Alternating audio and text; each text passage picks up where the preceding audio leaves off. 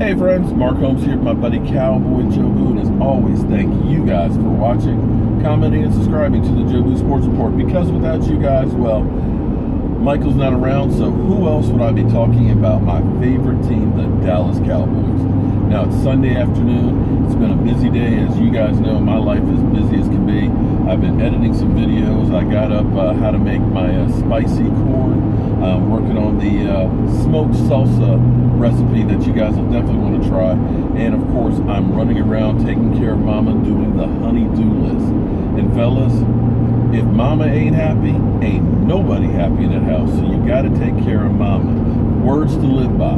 If you only take one thing away from all the stuff that I have told you guys, take that one for advice. Make sure you take care of Mama, because if Mama ain't happy, you're going to be sleeping with one eye open, and that's a fact. So, I used to do a series, and I may need to bring it back. You know, I've done so many different things, I've literally lost and forgot about them, and then people will say, hey, man, why don't you do the dumbass comment of the day? And it's like, damn, I forgot about that. But I used to have the good, the bad, and the ugly. So, if we look at last night's game, the good has got to be Dak Prescott. Dak Prescott, who was the rookie sensation, who set the NFL on fire, breaking Tom Brady's as well as other guys' records, apparently has taken off where he stopped from last year and looks like he completely masters that offense better than anyone. I mean, literally, if you're a defensive coordinator, your head is just spinning, trying to figure out where the ball's going to go next. Even without Zeke Elliott, that offense did not skip a beat. Now, the Colts, I know, their defense is not great, but we're talking about a team that brought in 13 new players in positions and stuff, and they need to basically go back to the drawing board because the Dallas Cowboys made them look like crap those first two drives. Another thing that's also good, so we actually got two things that are good here today, is Jalen Smith. Jalen Smith making it back on the football field when as little as 8 months ago, it was still in doubt. It is literally a miracle that he was playing. Was he perfect? No. He looks like he needs to work on his lateral movement and his pursuit angles, but the fact that he was able to play is just unbelievable, and you've got to say that that is truly a good thing that happens. Now getting to the bad. Ooh. Kellen Moore. He actually not only is bad, it was ugly. He's got our first twofer here on the good, bad, and the ugly. And I hate to say, Kellen Moore may be no more in Dallas. The Cowboys put him out there and left him in there till the third quarter, to hopefully give them something to feel hopeful about. They've given him extended minutes in last week's game and this week's game, hoping that they'll see something, because you've invested time with this guy. You know, he was on injured reserve last year after breaking his ankle. You know, you had him there in 2015 at the end of the season, you know, playing against the Redskins and getting a couple of touchdown passes and interceptions. So you've invested time and money into this guy and getting him into buying with your system. So you want to make every opportunity, give him every chance you can to hope that he's going to be able to flourish as the backup quarterback for us. But I'm sorry, guys. That's not going to happen. He's not the guy.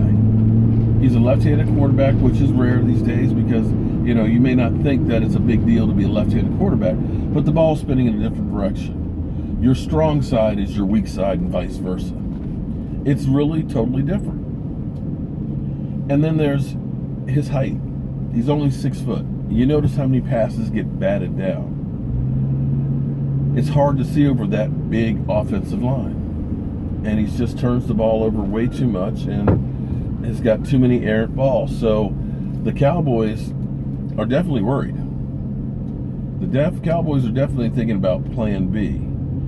Now, we've got Cooper, but they're kind of hesitant to put another rookie in there if something happens to Dak. They're not quite sure that, yeah, he's looked great, but remember, he's been doing third string offensive line, third string players. He hasn't been playing against the number ones. You get a lot of guys that look great in preseason, but aren't really ready for prime time, Babe Laufenberg.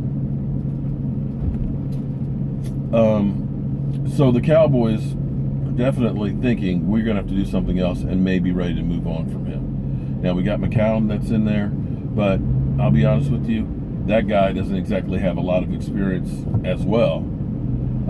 He's only thrown 2,800 yards in the NFL, and I'm not sure that he is the answer. Unfortunately, quarterbacks just aren't hanging out in the corner waiting for you to call. There's very few good ones that are out there. Very few that have a lot of experience. Very few that have been to a Super Bowl. In fact, I think there may only be one out there that's like that, that's got that kind of pedigree. And that's Colin Kaepernick. And I know a lot of you out there are like, F that dude. He kneeled during the flag. There's no way in the world I'd have him on my team. Well, I got to tell you, there's a lot of guys out there that are a lot worse than that have done things, against the law. Physical assaults, underage rapists, guys who deal drugs, sold drugs, and so on. I know he might be a distraction, but you got to think about this. You have a young team that's loaded. And if it comes down to the backup quarterback and you can't convince Tony Romo to come out of retirement, I'm just saying. Well, I'm back at Home Depot again. Got to pick up a couple things and get back to the house. I hope you guys are having a great weekend. But think about that. I'm Mark Holmes. That's Cowboy Joe Boo. And we are definitely happy the Cowboys are back.